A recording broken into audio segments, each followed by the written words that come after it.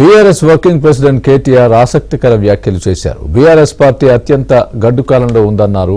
అధికారం మాత్రమే పోయిందని, బీఆర్ఎస్ లో పోరాటం పోలేదని అన్నారు. కేసీఆర్ వంటి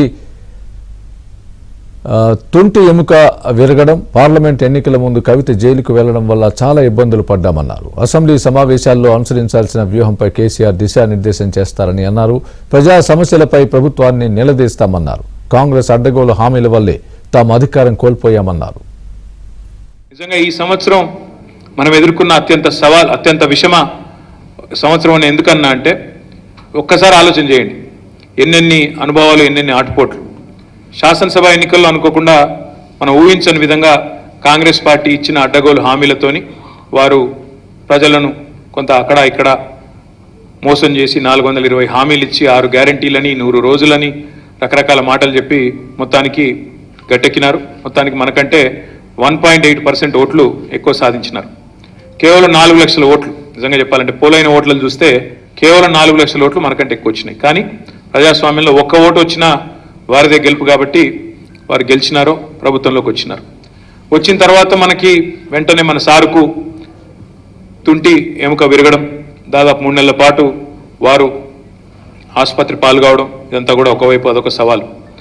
మరొక వైపు ఇక్కడ పార్లమెంట్ ఎన్నికలు రావడం, అదే సమయంలో మరి కేసీఆర్ గారి కూతురైన మన నాయకురాలు కవిత గారిని అరెస్ట్ చేయడం, 5.5 నెలల పాటు జైల్లో పెట్టడం, తిహార్ తీసుకొని పోయి.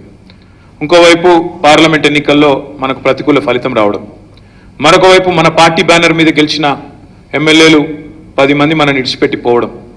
నిజానికి ఇంకో పార్టీ అయితే కుంగిపోతుండే, ఇంకో పార్టీ అయితే ఈ దెబ్బలకు తట్టుకోలేక శరణుజొచ్చి అయ్యో మీకు మాత్రం కాదు అని చెప్పి జావగారిపోతుండే. కానీ పోరాటాల నుంచి పుట్టిన పార్టీ, ఉద్యమాలనే ఉగ్గుపాలుగా మరి ప్రారంభించబడ్డ పార్టీ, త్యాగాల పునాదుల మీద, మత్స్యనాచారి గారి మాటలో చెప్పాలంటే పదవీ త్యాగంతో ప్రారంభమై ప్రాణత్యాగం చేస్తానని చెప్పి సిద్ధపడి చివరికి రాష్ట్రాన్ని సాధించిన పార్టీ కాబట్టే కేసీఆర్ గారి నాయకత్వంలో గత సంవత్సర కాలంగా కూడా వారిని స్ఫూర్తిగా తీసుకునే ఇవాళ నిటారుగా నిలబడ్డాం. పొద్దున నాకు మన ఎమ్మెల్యే గారికి పేరు వద్దులే కానీ ఒక ఎమ్మెల్యే గారు అన్నగీనెవరో సర్వే చేసినట్ట సంవత్సర కాలం కాంగ్రెస్ పార్టీ పరిపాలన మీద అని చెప్పి ఆ సర్వే సంస్థ ఆయన తీసుకొని నా దగ్గరికి వచ్చినారు. ఏ 10 మంది ఎమ్మెల్యేలు అయితే పోయినారో కాంగ్రెస్ పార్టీలో చేరినారో వారి నియోజకవర్గాల్లో కూడా ఇప్పుడు ఉప ఎన్నికలు వస్తే ఎట్లా ఉంటుంది అక్కడ కూడా సర్వే చేసి